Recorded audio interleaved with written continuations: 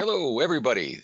Thank you for visiting, dropping by our ENCO webinar for the NPR community for member stations using the PRSS XDS receiver. This is our second webinar. We've got some more information for you related to the prioritization aspects of it and how that might interface with your ENCO DAD playout system. So we appreciate all of you taking the time to come and visit with us, and we hope to have a nice, maybe half-hour webinar, casual. Definitely looking forward to your questions that you can post during the webinar or at the end of it. And I'm joined by a couple of colleagues. I should say I'm Bill Bennett. I will be your moderator for this. I'm also an account manager with ENCO. And we are joined by our head of product development, Matt Walther. Hello, Matt. And he's in Novi, Michigan, where ENCO has just moved into beautiful new offices up there that we've been renovating and building out. So we have a new home. Maybe that should be another webinar someday. And then Aaron in Portland, Oregon, across the country. Hello, Aaron. Hi there. Hi there, everyone. And I'm over here in Pittsburgh, Pennsylvania. So we've pretty much got the continental U.S. covered here. So at least we've got 4 time zones. So real quick, we're going to jump right into some material that Matt has put together in a narration that he's got. A couple of housekeeping notes. We are recording this webinar, so we will make it available publicly for playback later. Also, for some of you, you may need to adjust your GoToWebinar windows on your screen. Some people indicate that certain windows aren't big enough. Well, you can drag them and resize them as needed there. And lastly, any questions that you post will be private for ENCO eyes only, and we will just go through that list as they come in and answer them. And again, like I said, about 30 minutes, depending on how long the Q&A goes. So here we go. Without further ado, Matt, I will hand it over to you. Thank you very much, Bill. Thank you, Aaron. So we thought we'd kind of talk a little bit about some of the new features that PRSS is coming out with, the feature sets on the new receivers. And if you've been tuned in to the webinar that they just had earlier this week and the one from the other week, they're talking now about something called prioritization. And prioritization is a really cool feature within the receiver, especially if you were having to struggle with port management on the old IDC receivers, the 4104s. You'd subscribe to something like newscast, you might put that on port 2, and then you might not be able to put really anything else on that particular port. So it was kind of a waste a little bit of some of the port management. Well, prioritization really gets around some of that to where you can set priority levels to where maybe you're going to be subscribed to a show, and maybe in 1 hour you might take the newscast and you set a prioritization of that particular show. So that way you're not having to switch back and forth from different routing and different cross points on your audio router or your switcher. So prioritization is already on and enabled for people to take a look at. And we thought we'd do this webinar to get it out a little bit in advance for some things for you to be thinking about what this means and what you might need to make changes are in your automation system. Because remember, you used to have a lot of commands and controls to tell it to go from one, say, port to another port throughout the day when you're doing your broadcast playlist. So again, prioritization just started off. Not a lot of people are really playing around with it, but as you do, you need to be thinking about the automation. It's an opt-in feature. If you're not going to do any prioritization, nothing changes at all. Everything else is going as the same. Any live program coming down is going to continue to come down on the same port, and it has no effect on file delivery, live with subsequent files, or any of those types of options. So if we go to the next slide, if you are looking at taking advantage of this feature, this is what we wanted to talk about. We want to talk about a couple of things. You want to review your playlist for audio routing commands, and you also want to be give consideration for relays that are going to be coming down. So let's talk about this. So for the next slide, we're going to be talking about audio routing considerations.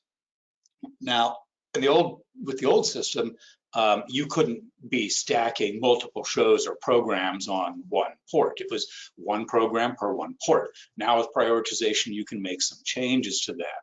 So you need to do a review of what's going on in your automation. In DAD, that'll be taking a look at the playlists.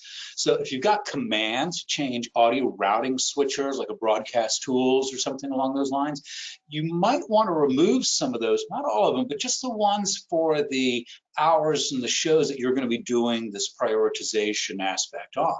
And it doesn't apply to everybody, so you really just want to review what's up to your facility and for your hours. Specifically, if there's a command to change the switcher to another port, like what we're talking about, in an example we have here up on screen says switcher commands change from program A on port A to program B on port B. That was very much the model of the 4104. That's going to change now with prioritizations. Both of those programs potentially could be out of port A. And you might also want to remove any routing commands from the playlist so it doesn't switch around. So if we take a look at the next slide, here's an example. So this would be an example of maybe what you might have in existence today for doing with the 4104. So for example, at 4 o'clock, you have a branch there and you'll have a command that says, go to port A on receiver. And then maybe at 1 minute after, you have another command. This is time driven here. You have another command that is saying go to port B, maybe to take the news for a little period of time. And then after the news, you go right back to ATC. Now, obviously, yes, we know ATC's got the embedded news. Just using this as an example, that you would want to take a look at this and say, well, you know, I'm going to do a prioritization with the news. I might not need to have those commands to tell it to go to port B. If you take a look at the next slide, you might even want to think a little bit more about what you're doing. While you certainly could take that command out of your playlist in DAD, that branch is still there. So to be safe, you might want to look at your scheduling system and what you're doing and maybe take that whole segment out, that branch, the go to port B and the comment out there, so it's not even in the playlist. So this is really kind of one of these things that we kind of wanted for you guys to focus on. If you are going to be looking at doing prioritization, really take a look at what you're doing in your playlist, specifically focusing on the shows and the hours that you'd be doing. And if we skip to the next slide, we're going to see here that all we did is we took out that 1601 branch and we took out the commands to switch to port B. So this is what it might look like if you update your clocks. Now, this could be in a variety of different places. It could be in Ensemble. Some people are doing scheduling with Ensemble within DAD. Some people are doing this through Scheduling Wizard. So you might have to look at maybe modifying a clock or two, then so that way you can generate your playlist. If you're doing this outside of DAD through other scheduling systems, perfectly fine. Same philosophy applies to all of these. You want to take a look a little bit about what you're doing and how you're generating these playlists. And if you are going to do the prioritization for a particular show during that particular hour, take a look at what's going on and just be mindful. And of course, if you have any kind of questions about this, you're always welcome to reach out to ENCO support. They'll certainly be able to help out. If you do that, kind of be prepared to talk about what hours specifically and how that playlist is being built, and so the commands that we can kind of take a look at. So the other part of this is relay considerations. Now, this might seem a little complex for some, but once that you start doing prioritization, remember that relays are going to follow with this. So whatever show is at the top of the priority list, you're going to get those relays. So on this slide, I've got a bunch of purple marks here. They are S and E. So you see the start relay and the E as being the end relay. So when you look at this, this is taken from the NPR webinar when they were talking about prioritizations. Thought I'd use their example since it was a great example. You're starting off with ATC here right at 5 o'clock. And you see you get the start of that billboard, so you get that start relay. But then you have a prioritization for NPR news, which is the first priority. At that point, you will also get another start relay when the news starts. After the newscasts, you're going to get an end relay, followed by, in this example, you have marketplace. So you'd also get a start relay. So what is the point of all of this? Well, if you're taking those relays, and if you have your ENCO system set up to where it's taking the start relay and the end relays, you might want to suppress those. There's also some discussion that has been going on with a lot of users about that since the satellite's not, quote, detuning anymore, and the 4104, it really didn't detune, it just went to a blank channel is really what it was. It was a predetermined detune channel. The XDS doesn't do that same kind of thing. It's just not there for a subscription. So you might want to be thinking about, if you are taking start and end relays, using some command cuts to suppress those and to block those so that way you're not getting them in. It's perfectly fine to leave the underwriting relays and the ID relay 2 and 3 in with the system, but just keep those in mindful. So I have here on this slide that the programs and the priority can still send out both the start and end relay. You're also going to get your your break relays, like in the marketplace, you'd still get that U for the underwriting near the end. So again, you want to review your programming. If you are going to be doing this, in addition to maybe taking out some of those switcher commands, you might have to, if you are taking start and end relays, you might want to think about adding some suppress commands or disable the GPI commands for that length of that particular show. Perfectly fine to leave the underwriting cues in. The underwriter will only come through for the show that is top priority at that particular time. In this case, that would be marketplace. After marketplace ends, then you'd have normal stuff for all things considered for the rest of the half hour remaining out for the hour, and you would get those break relays as they are sent out on those times. So quick little things about the relay considerations as we jump to the next slide. This might means that you want to suppress those. We know a lot of folks have been really enamored by the UDP. We've got people calling looking to take about how to get those UDP relays so they don't have to do the physical wiring anymore out of the receiver.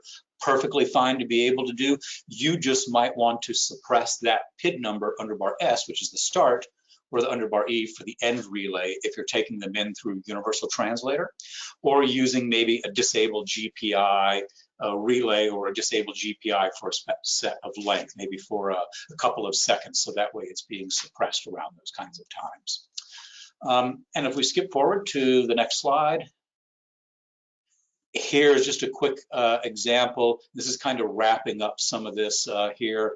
To talk about that, you might want to suppress those start and ends. Perfectly fine to keep the others. And if you're doing that, the UDP ones through the Universal Translator, you can just leave those out essentially. So that way you're not having to take them in. So that's my little nickel and dime tour of potential things going on for these. So just be mindful that if you are going to do this, it is a really interesting concept to be able to have that prioritization. And I think as people start to adopt that more and more, you're going to see a lot of those ports free up on the receivers. You might have some left there, like maybe C24, maybe BBC as a fallback just in case you need them. But a lot of people will start to, I think, do that prioritization. Perfectly cool thing to be able to do, but you need to remember what's going on in your automation. So we'll open it up to a couple of questions. Cool, cool. Do we have any questions? We do have some questions. And Matt, nice presentation, by the way. You've done your homework. Alan Fowler has a question. Is there a way to suppress the GPIO triggers that come through Livewire? Through Livewire? Well, if you're depending upon how you're doing it through Livewire, if you're using that through Pathfinder, then you might, I saw some comments that some people have been setting up some rules through Pathfinder to trap and suppress that, so it only makes sure that if that component is on air, so to speak. If you're doing that through the driver to where you're using the GPIO VK file to have the command be sent into DAD, what I like to do is I like to have the GPIO VKs do an execute command, and then it just executes a command in the library. So that way you can go in and customize that as a per needed thing. So yes, you could do a suppress of that if necessary to be able to kind of do. There are some commands to be able to suppress the DCL for a length of time. So also explore in the commands the suppress for command in your in the library, hit command at the top, look up the suppress command, and maybe look at employing that into some of your workflows. Great, okay, thanks. And actually, that is the only question we've got so far, Good, which is, good. yeah, it's nice. That's a good sign that you were thorough up front with all your content. Well, I think that this is so new for folks right now that people are like, okay, it's a new feature. They're talking about it, but we don't know how it's going to affect us or what it's going to do Right. for us at this point in time. You know, people are just mostly focused on now we got our receivers on the air. Now, what are some of the cool things that are coming? Well, they've had a lot of time. PRSS has had a lot of time to bake this and develop this, and you're going to start to see, I think, some other features start to roll out in time. Certainly pay attention to all the communications that are coming from PRSS in these terms. But we saw this, and I knew that this was coming from PRSS. This is something that's been talked about and planned about, and it is, again, very, very cool to be able to do. But if you don't think about that, you could accidentally route to a cross point that might not have that program on anymore and put yourself into a dead air position. So that's why it's really mindful about what's going on within your playback. And if you adopt it, great. I think it would be a cool thing to be able to do. Cool. And like you said, it's first get the circuits, get the audio, get continuity working, get the new box installed, and then it's like get creative Yeah, over time and see how these new features enable a better exactly. And workflow. even with Yeah. things like this, with this webinar, it's always going to be saved. We save these also into our support portal, so you can grab it, pull it off of YouTube, and be able to watch it when you are ready to be able to do this. But so there you go. Yeah, and it gives us time now. Another question, a new one from Eric. He's sort of like a don't fix it if it ain't broken kind of perspective on this. They're not hurting for ports, and they'd have to rewrite all of their clock and schedules. So they're going to hold off themselves until it becomes necessary. But Well, I don't know if there's actually he, a necessity to be able to do it, but it's perfectly fine. Everything that you're talking about, perfectly normal. That's the way you've been operating for years. right. No reason to change if you don't want to. If you're very comfortable with that and you're not starved for ports, perfectly fine solution. You can continue to operate the way that you are doing. Exactly. And in terms of clocks, in Scheduling Wizard, it's very easy to copy a clock from one clock to another. So if you did want to explore that, you can go into Scheduling Wizard, make a copy of that clock, make any of the changes that you need to, and then go to hours and tell it for that particular hour you want to update that clock. So it's not a big burden. If you're not comfortable doing that, I would say reach out to support. Support can work with you and help you if you did want to take advantage of some of those opportunities. And Eric, thanks for the thanks on the rest of your question there. Yeah, that's well, that's the nice thing about these webinars. We'll be doing more of these to tighten the community up between our customers and the technologies they're dealing with our tech and other companies' technologies, because we learn a lot by other customers and what we do in the lab as far as interfacing. And if we can come up with smooth or elegant solutions that save you time or increase reliability, we want to get it out there. So if you guys, as a base of customers out there, again, thank you for being our customer. If you have some other things you'd like to hear, addressed in webinars, please let us know. You can email me directly, bill@enco.com. So, and certainly from a support standpoint, we have our support portal there, and our support team. Lots of resources in there. If you haven't subscribed or gotten into the portal, you can get notifications as we put new knowledge base and put new FAQs and notices up within the portal. You can subscribe to those. So if we have solutions that have been popping up, you'll get notifications of those, as well as also as for software releases and updates. So we encourage folks to get into the portal and get yourself subscribed in. Just need an email is what we need. And exactly. And Matt, I can't believe this. For once, we might be called not long-winded, because we might be done within 30 minutes. And that's okay. I mean, we knew that, a lot of folks weren't going to be maybe jumping on this right away, but we want to get out ahead so that way you have that knowledge in advance. So if you are going to be playing around with this, you can start to explore it, simply because it is new, but you don't want to trip up and make a mistake just by saying, hey, let's try this out, and then not thinking about what's going on in the back end. Exactly. Yeah, just another quiver, arrow in the quiver, so to speak. Yeah. So no more questions here. If anyone else has anything else, get it in before the. I'll wrap up early. Okay, great. Well, again, we appreciate everybody's time, and Aaron, thanks for visiting as well. A lot of you know Aaron Johnson, of course. So. Thank you, Bill. It was our pleasure, everyone. So we'll keep more of these again coming down the pike, and thank you again, customers, for letting us serve you. We appreciate it. Thank you.